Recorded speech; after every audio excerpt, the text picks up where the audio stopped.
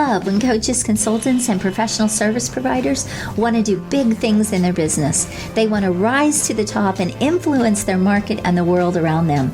They want to have a greater impact and make a more lucrative income. Well, if this is you, welcome to Expert in You podcast, the show where I interview other experts and coaches, consultants, so that they can share their success strategies with you. We're going to talk about marketing and how to close more sales, how to get more premium clients, and how to really build your visibility in the market and scale your business like a boss. If this is you, welcome to the show. I want to ask you to subscribe and hit the notification bell right now so you don't miss one episode. Grab your coffee and buckle up because we are ready to give it all to you to help you become the expert and get paid as the expert that you are.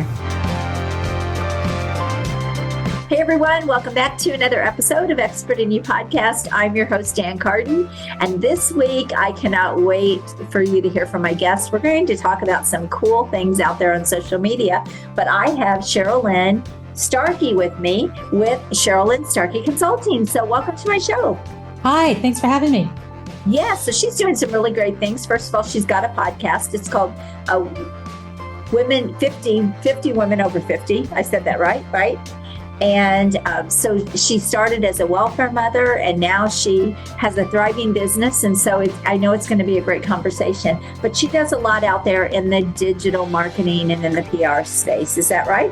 That's right. Yeah, I've been in this business for pushing 30 years now. 30 years. Yes. We are just showing our age. You know that, right? Oh, well, I'm comfortable with it. Yeah. I've been doing this about as long as you, so about 33 years, so a little longer than you. All right, so awesome. So one of the things that first of all, tell us how you got here. You've got a great backstory. Go ahead and share that with everyone. Career-wise, so I had a disastrous it wasn't quite a teenage marriage. I was 20 when I married, but just barely 20 when I married. And I found myself kind of on my own at 23 with two infant children, because I had a baby at 21, another one at 22. And he was gone before I hit 23.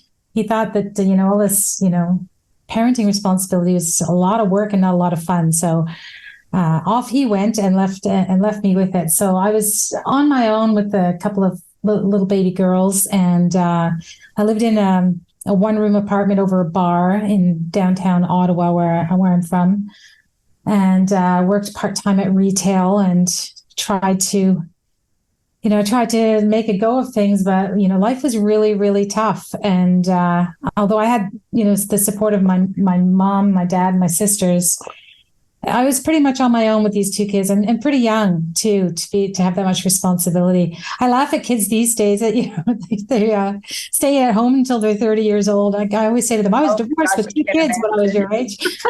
No, I was like 17. I was out, right? Yeah. But so I just, I had a real kind of hard talking to with myself one day, and I just thought, this is terrible. Like, you've got yourself into a situation here, Sherrilynne, and only you can get yourself out of this. That no one else is going to be able to fix this.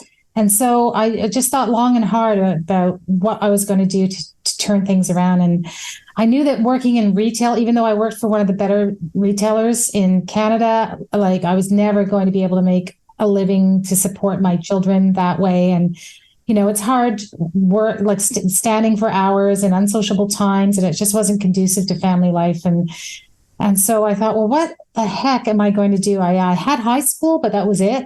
Mm-hmm. But I thought, I always did well in writing in high school and English. And so what kind of a career could I have with that? And I started looking around at jobs, and I looked at journalism, but then I thought, they said you spent a lot of time sitting in courtrooms and police stations and stuff early in your career. And I thought, that's not a good place for someone like me. So I ran into a woman that was working in PR, and she explained to me what it was and what her job was. And I thought, that sounds perfect. So she told me that there was a course here at our local community college in Ottawa. It's called Algonquin College. And it was a 2-year diploma program. So I applied the next day and I got accepted, and I went and did my 2-year diploma, and I've never really looked back. I graduated the class of 91. We were in a major recession. I was very lucky to get a job right out of school. I think most of my colleagues in school struggled at that time to get a job, but I think because I was kind of a little bit older than some of them, I was able to step into a pretty good government job, and I worked in government for the first 18 months of my career. Mm-hmm. And then I decided to get married again to an English gentleman who was Mr. Starkie, and that meant moving to England, where I didn't really know anybody or have much, any network or anything. But anyways, went over there, got started at an agency, and I was just like, oh my God, this is where I should have been. This is home. These are my people. And so I've pretty much built up a career around agency work and consulting work ever since then. I've owned and operated and managed digital marketing and public relations consulting firms and agencies in 4 national capitals. Ottawa. And what year was that, Sherrilynne? That I moved to the UK in 93, 94. But you were in digital marketing before it was really a thing. Oh, well, I've been focused almost exclusively on social media and digital marketing since 2005. Yes, that's a long time. Yeah, that was right when people like professional communicators were, figuring out blogging and the power of blogs in the context of corporate communications. And so I got right into that. I just thought I need to really figure out how this works. And I was lucky enough to kind of build some credibility around that. I had a newspaper column at the time called Tech Talk in the UK, and so I was writing about these things every week, and so I was able to really build up a reputation around that. And so I've been working in that ever since. I've worked with every client description imaginable. So from not-for-profits to government organizations to publicly listed companies to owner-managed companies to mid-market companies. I've worked with across industry sectors, high-tech, telecoms, health services, public services. So I've had a pretty wide-ranging career. And then I guess it's getting on for more than 10 years ago now. I wanted to come back to Canada, having lived abroad for most of my career for family reasons. And so I came and worked here at a social media consulting firm, which was the biggest and most well-known one in Canada at the time, and worked my way up to be the president of that firm. But really kind of missed the autonomy of running my own business. So went out on my own in 2017, and have been working independently as an independent contractor. Since that time, I work with all kinds of different companies, and I pull together, multidisciplinary teams around whatever problems we're trying to solve for the clients. And so still get to do a lot of teamwork, but, pretty much marching to the beat of my own drummer and really, really enjoying it. Oh, that's awesome. What a great story. So we are going to dive in today. First of all, we talk about ageism. And one of the things you shared is for women to forge their own path and their wealth. And I love that topic because I think so many women get to sort of the 40, 50s and they're like, okay, now what? What's for me? A lot of them even end up going different directions from their marriage. And so they end up in this place where maybe financially now it's not the best place for them. And we have more opportunity today than ever before for women to build their own wealth and be powerhouses in the really in the market. I don't even want to say the workplace. I want to say it as an entrepreneur, as a business owner. So talk about that just a little bit before we dive into some of the social media stuff. So, there's kind of two things going on, two ideas that I have around that. And the first thing is that in the communications profession, I'm quite active in my professional association. I'm past chair of IABC Canada, which is the world's largest association of professional communicators. But anyway, all this to say is that I'm in a position to understand that it is largely female dominated profession, although there are a lot of men in it, but it is mostly, I would say it's probably 60-40 women to men. And I observe personally that as women tend to get into their mid to late 40s and into their 50s in this career, there's a good chance they'll be sidelined. Because despite all the experience and knowledge that they bring to the job, it's because they are reaching a salary level that is commensurate with their experience, and so they seem to be losing jobs at that stage a lot. A number of women of my acquaintance just ended up without a job, age 50, 52. Even though they've been in the corporate world their whole careers and building their career. They find themselves out on their own. And so there was that I was observing amongst my peers. And then also I was kind of like just trying to get comfortable with the idea of myself of being over 50. And so that's why I started my podcast, 50 Women Over 50, because it gave me a construct to talk to women my age about the issues that affect us. And what you say is so true. I'm going to be interviewing 50 women over 50. And I have done 39 of those interviews now. And of those 39, the vast majority are self-employed.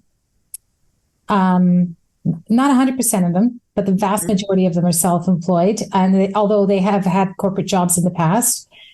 And another thing is that a lot of them have had life circumstances where they found themselves at a crossroads. At 50 or so, between 50 and 60, that kind of thing. So hubby's come home and said, that's it, I'm out of here. Or I've interviewed a couple of widows. I've interviewed women that had something happen in their lives that they could not continue with, health concerns and that kind of thing, that they couldn't continue in their careers. And I've interviewed a couple of women that were just like, I'm fed up with it. I'm not doing that. Right. I'm out. Yes. I want to do something that makes me happy now.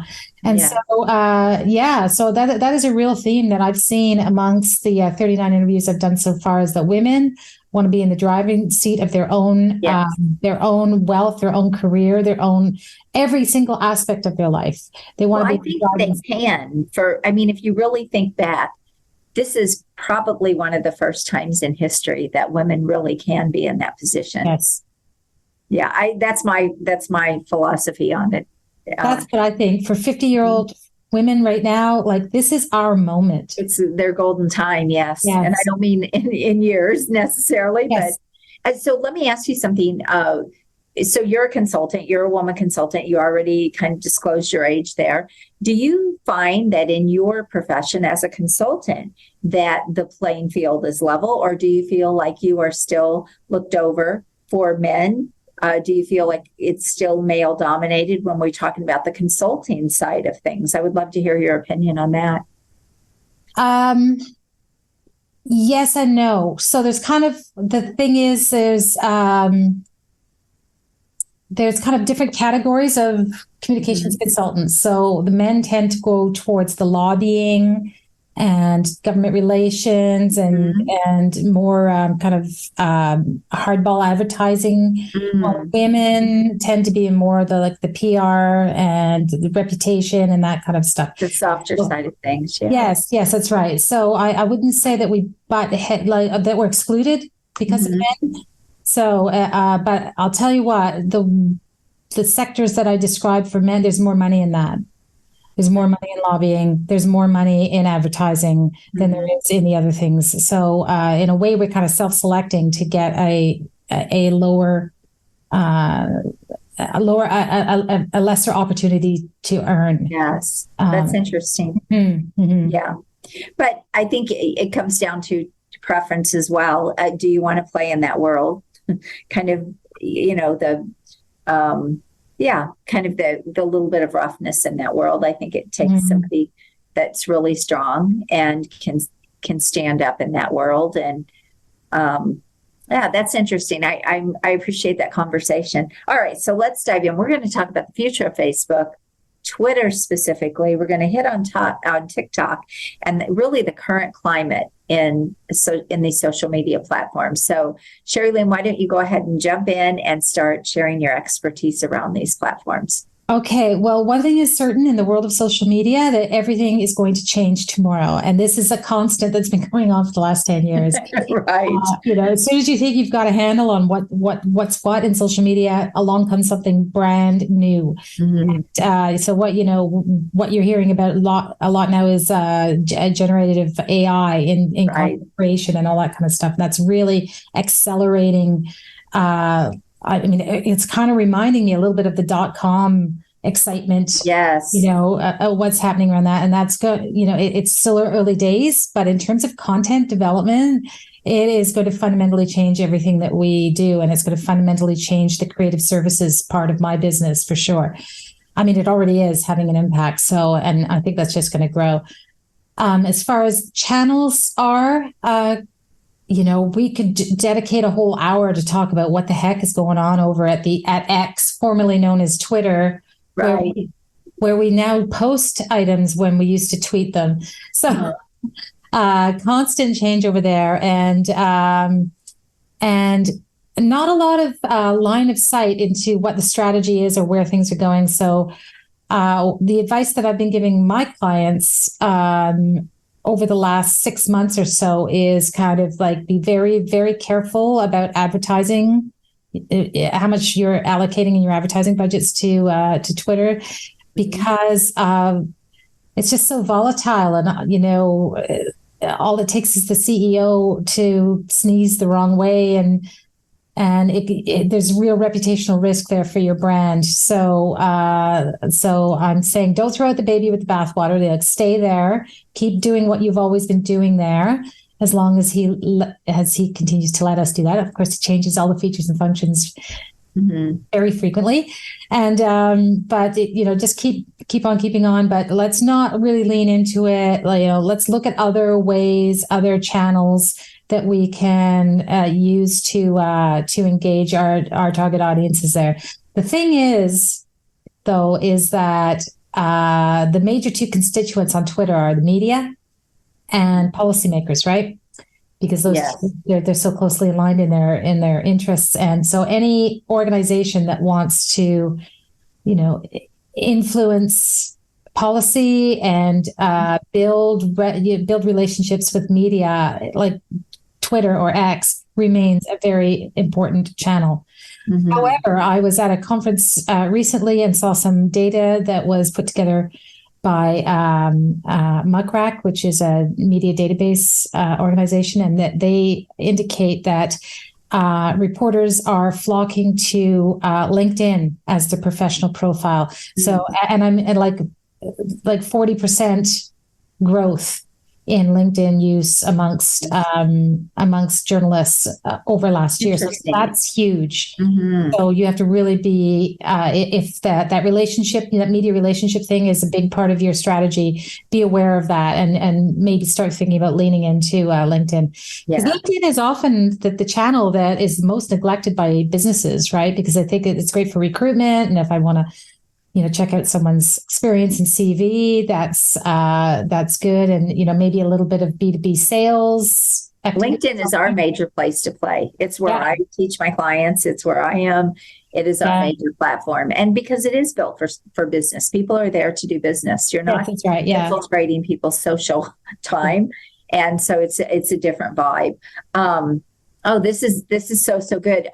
One thing too that you said, and I want to really hit on this, is we don't own any of these platforms, and just like you shared with Twitter or X, if the CEO doesn't decide to change something, right? But the fact is, they're all like that. I mean, Facebook is a perfect example of how things have changed over the course of the years, and even the algorithm and getting shut down and all of those things. And so it is very important that you are established, that you know how to build your business in multiple ways, that you're not a one-trick pony. I tell people this all the time. If you're going to go all in on a platform, you are putting all your eggs in one basket. And that is a really dangerous place to be from a business standpoint. So would you like to just add to that or hit on that a little bit? Yeah, so there's very few individual humans out there that only use one social network. So, a lot of people, probably you yourself, Facebook is where you go to see pictures of your cousins' kids and stuff like that. Whereas it used to be a lot of, where we went to get our community news and find out about brands and stuff, but it's tending to be less about that. And I don't know if you're aware, but right now Meta is in a big situation, I guess is the word, with the Canadian government, where the government's trying to regulate them, and in response to the regulation, they're not going to be serving up news content from Canadian publishers on the platform anymore.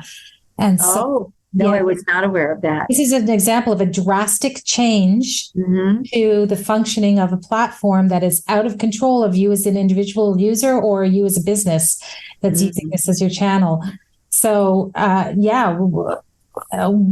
in the context of Canadian businesses, we don't know what that's going to mean long term for the viability of this as a business communications channel.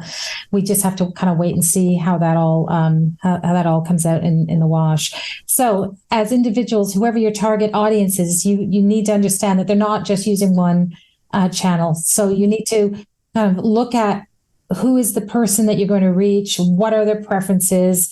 What kind of information do they want to receive over these channels, and, kind of mold your message, content format, storytelling approach to the platform, and still in a way that you can educate, inform, raise awareness, and build relationships with your stakeholders and your target audiences. I'm kind of reminded right now of Threads, which is what Meta has. Fire. Are you there? No, I am not. I can't. So it's from Meta. It's brand new. I think it's maybe 4 or 5 weeks old. It looks and feels a lot like Twitter. Mark Zuckerberg has brought it out as a Twitter killer. He did a couple of things very cleverly by linking it, aligning it with Instagram profiles, and that kind of open API and accessibility in terms of privacy and all that kind of stuff. Like privacy on Instagram is a lot different than privacy on Facebook.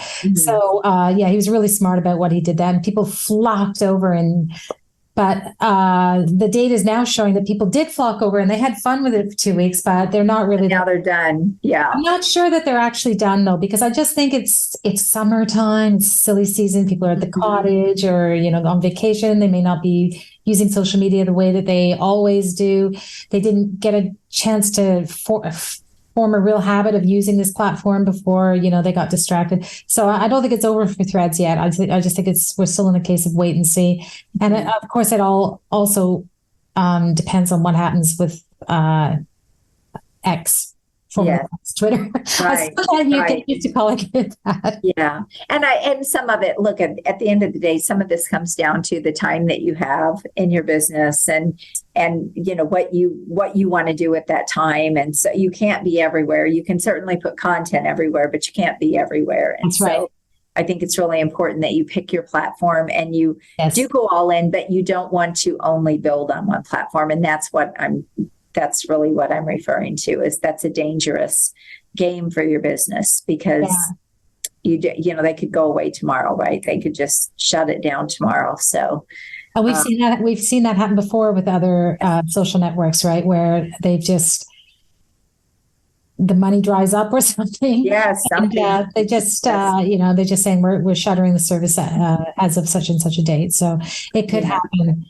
I think it's important to talk a little bit about TikTok too, because it is such a different platform to the other ones that businesses tend to use, and because it's so effective at reaching youth audiences, which is a lot of brands really do focus on the youth audience. The storytelling there is completely different. The video storytelling there, if you want to be successful. So this kind of like native content where it looks, completely authentic, and it's not slick, and it's not like a a little animation video with your logo sliding on it, and that it takes some time and some thought to be successful on TikTok. But I do encourage most businesses, especially anyone that wants to reach people under 40, to think about how they could integrate TikTok into what they're doing with social media. Mm-hmm. It also has a very robust advertising platform, right, that works under kind of the same model as the Meta. Mm-hmm. And so you can get very granular targeting in terms of geography, age demographics, interests, all that kind of stuff. So it's quite a powerful tool. And I know that a lot of Canadian companies and North American companies are a bit skittish because of the company's Chinese heritage. Right. And that kind of stuff. But, again, let's not throw out the baby with the bathwater here. There are some risks, but they all have risks. Sure. It's up to you to decide. Our information is out there, everyone. Yeah. It's out there anyway. So that's right. Yeah, that's right. And so, it's growing. It's not going anywhere. I would be very surprised if something happens that makes TikTok go away. So it's interesting what you said about if you're trying to reach an audience under 40. So if you really do work with an audience that's a little bit older, TikTok, it doesn't sound like that would really be your recommendation. So over 40s is the fastest growing demographic on TikTok because like anyone who's ever looked at it, like TikTok is fun. Mm-hmm. It's amusing. It makes you laugh. You can get good information. It's a lot friendlier than, some other platforms, like when Twitter can get very hostile. So, but, it does take a different kind of approach to content. It has to be video. It has to be native. It has to be fun or informative. It can't just be a commercial message. There has to be some real audience value there. So, and you have to be fairly consistent to be successful, although, there's exceptions to every rule. You can post one video and it could go viral and, but that's a rare occasion that happens. If you have to really kind of take a strategic and long-term approach to building your LinkedIn, your TikTok audience. Yeah. Okay, awesome. Well, this has been such a great conversation. Thank you so much for being my guest and being here. What parting thought would you like to leave everyone with? Words of wisdom. Words of wisdom. Own your own content. Kind of building on what you and I were saying about these channels can be fickle. A podcast is a great way to build your own bank of content and to show your expertise. A blog is another way. So, all the things that we talked about for social media, the real thing is the thing that fuels it is the content. Right. So, if you're going to wonder about where you should be making your biggest investments in social media, it's in your content, and make sure that you own it. You own your own website, you own your own platform. You're not just publishing it to a platform that's owned by somebody else, so that you can retain the IP on it. So good. All right. Well, Sherrilynne, thank you so much. How can people get a hold of you? So I have an unusual name. And so if you just Google Sherrilynne, you're going to be able to find me. I'm kind of all over the internet. And there's not a lot of Sherrilynnes out there, but I'm on all the regular social media channels that you can imagine. And are you dancing on TikTok? I just want to know. Well, no, I am on TikTok though. I am. But I promote my podcast there on TikTok. So I'm not dancing, but I'm interviewing people on TikTok. Awesome. Well, thank you so much. This has been great having you on. I appreciate you being here. And until next week, everyone, make sure you share the episode. Make sure you like and subscribe to the Expert in You podcast, and invite someone else to be part of this podcast as well, because I bring on incredible guests like Sherrilynne and people that just share their expertise and their brilliance, and they don't hold back when we get them on the show. And so you can just learn so much from it about how to really move your business forward, grow and scale, have more influence, all of the things that we talk about on this show. And if you need some help growing and scaling your business with ultra high-end premium clients, then please book a call with me at acarden.com. Don't miss miss that opportunity, because I help you simplify your business as you scale into those multiple 6 and 7 figure numbers. So thank you for being here. Thanks again, Sherrilynne. Thanks for having me. All right, everyone. Bye, everybody. Bye-bye.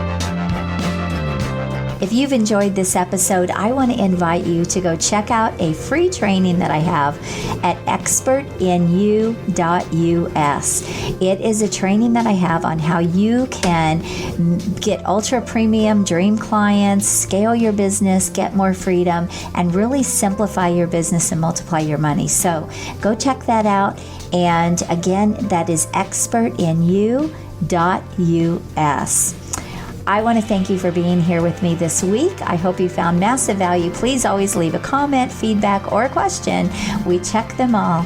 And I want you to go rock your business and make sure you join us again next week. God bless you.